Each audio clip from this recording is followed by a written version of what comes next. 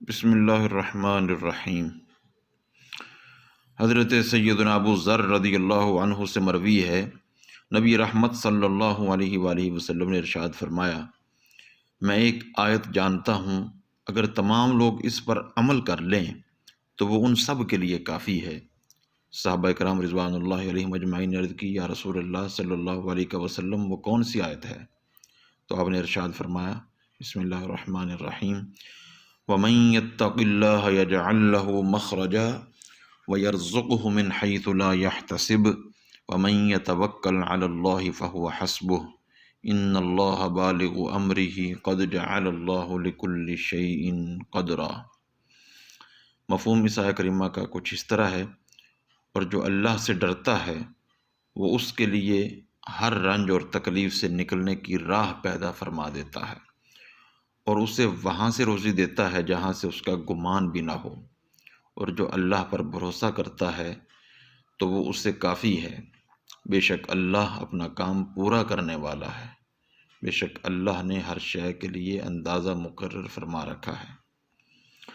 اس آیہ کریمہ کو اور اس حدیث کو امام حاکم نے مستدرک حاکم کے اندر نقل کیا ہے، اور یہ آیہ کریمہ سورۃ الطلاق کی 3 اور 4 ہے۔ اس آیہ مقدسہ سے مالی و غیر مالی مشکلات کے حل کا ایک مجرب عمل بھی اولیاء کرام رضوان اللہ علیہم اجمعین سے منقول ہے۔ فرماتے ہیں کہ جو شخص نماز مغرب کے بعد اول و آخر 11 مرتبہ درود شریف پڑھے اور درمیان میں اس آیہ کریمہ کو 100 مرتبہ پڑھ لے، یعنی اس آیہ کریمہ کو 100 مرتبہ پڑھے اور اول و آخر 11 مرتبہ درود شریف، تو اللہ رب العزت کی طرف سے رزق میں بے حد و حساب برکت پیدا کر دی جاتی ہے۔ جلیل القدر محدث ابن مبارک رضی اللہ عنہ کی کتاب الزہد والرقائق میں اس آیہ کریمہ کی برکت کا ایک واقعہ موجود ہے۔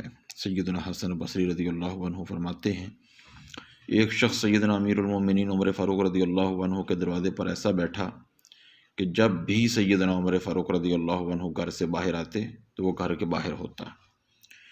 ایک دن ایسا ہوا کہ آپ نے کہا، جاؤ اور قرآن پڑھو، قرآن کریم تمہیں عمر کے دروازے سے بے نیاز کر دے گا۔